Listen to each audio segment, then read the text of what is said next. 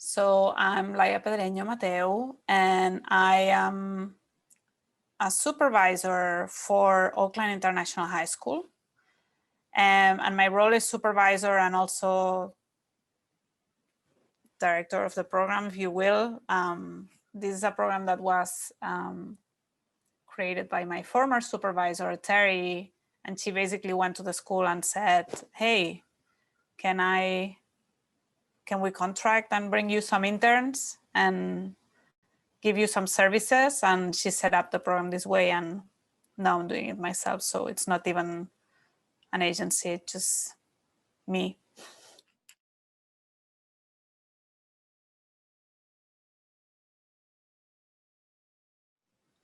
Oakland International High School, they provide a quality alternative education for recently arrived immigrant students in English language acquisition, and they prepare them for college too.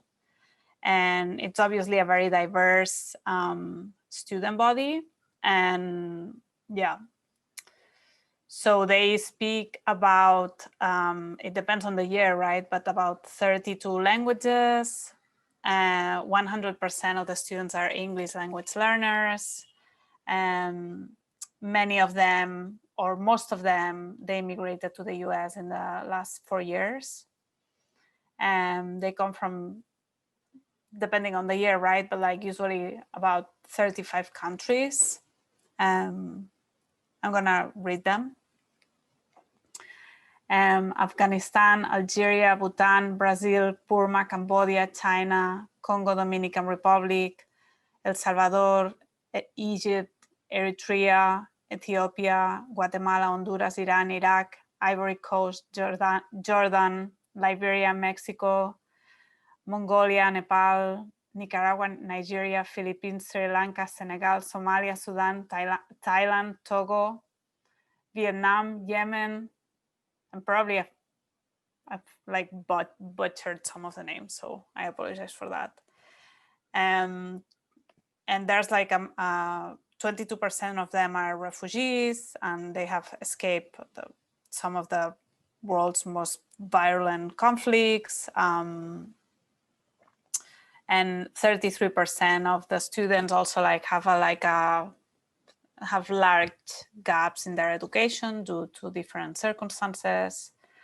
And so our philosophy in the program that I offer is to offer quality counseling to students that have, a lot of them have experienced a lot of trauma and are trying to, at the same time, adapt to a new country and a new culture that doesn't always see them in the kindest of lights. And so we do our best to recruit counselors who also have diverse backgrounds and a second or a third language, so we can offer counseling in the native language of the students.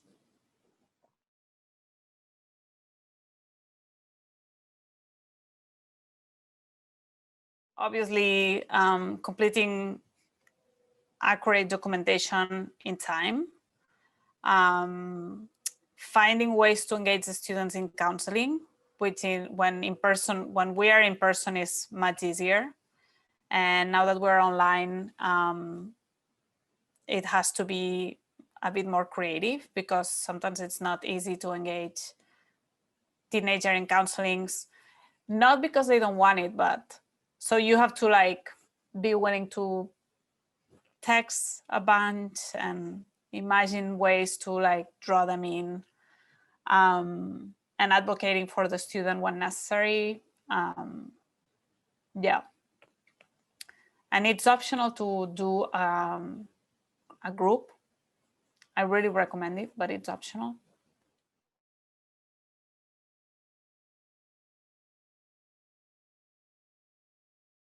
So there's this meeting at the school called cause meeting that I attend, and I ask the trainees to come once just so they see it. And at this cause meeting, we go through all the referrals of the week, all the different kids that have referred, and then we assess the services that they might need. And the referrals usually come from teachers, sometimes from the kids themselves, sometimes from the parents, and sometimes from members of the wellness team that is called, which is like basically all the people that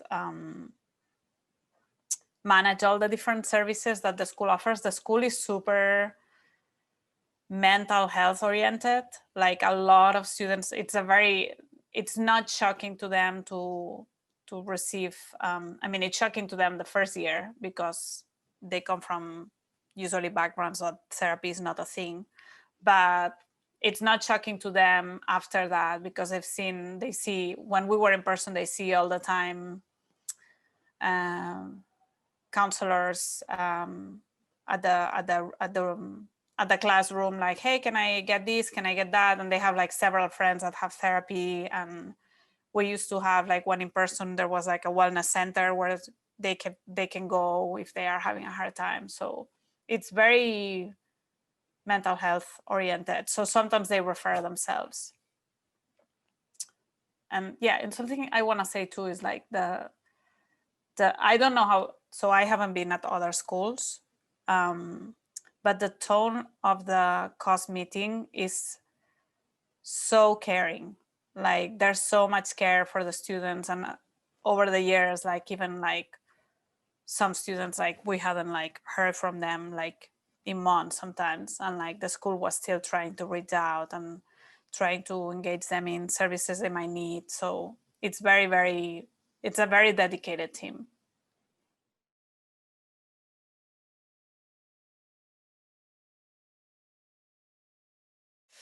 So I'm gonna answer in two ways. So when we were in person, it's 10 clients, which get filled pretty fast. And usually, like, so we started in September, and by October, you would usually have a full caseload. If you wanted that, we could also do it more slower if you didn't want that. And by November, usually there's like, we had like a long wait list, and yeah. This year though, online, it's going much slower. And my trainees one of them has already 10 and the other one has like 8, I think. But they are not like, I have to be honest, they are not seeing 10 people because it's really hard to engage them. So sometimes they will have like maybe, it depends on who, but like 4 or 5 that like show more or less weekly, and then the others like, yeah, it's hard to get them engaged. So this is what's happening now online, and I cannot tell you at all how it will be next year. Like if we're in person, I can completely, like we like usually have an overflow of referrals, and like we can offer whatever you want, and also we can go slow. In online is definitely slow.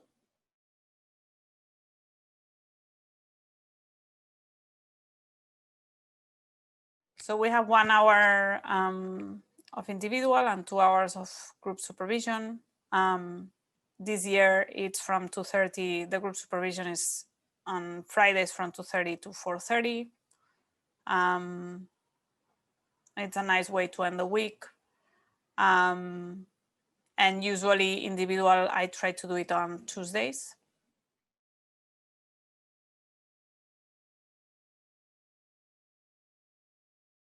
So we don't schedule additional time for training.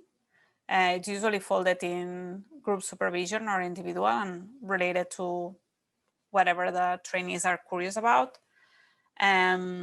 This year so far, aside from the things that you need to know to start, and suicide prevention assessment and intervention and reporting requirements, we have done some training about how to address trauma with clients in really practical ways, like literally what do you do. IFS parts work and motivational interviewing. But if people are curious about things, I basically tailor it to them.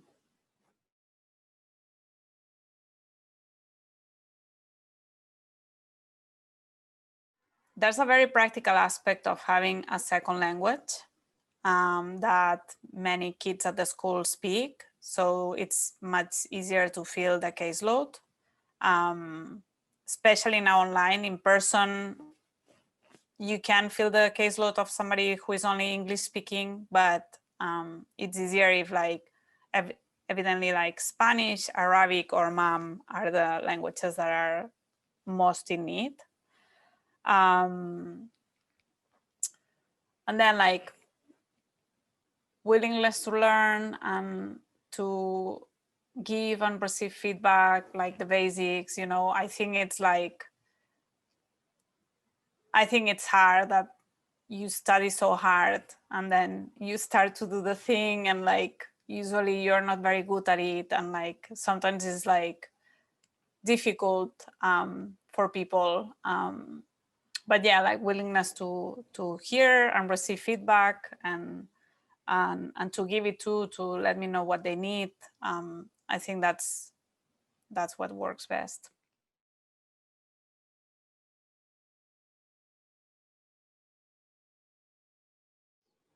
I think it takes some getting used to as a trainee to be the support person of 10 people, and many of them who are struggling through really difficult life situations and trauma. So I think it takes time to, I think what I see the hardest about this particular placement is, and I think all of them, but this one is that we're like, I don't know, I feel like therapists are very caring and like we want to give. And like, I think it takes some getting used to see how you need to take care of yourself so you can actually show up, because it's like, it gets a bit heavy, like the like, and teenagers are also like fun, you know, like you laugh a lot, but it gets heavy, like to go from somebody who was a normal person to be a person that like routinely hears really difficult things. And yeah, so I would say this is like the thing people struggle the most with.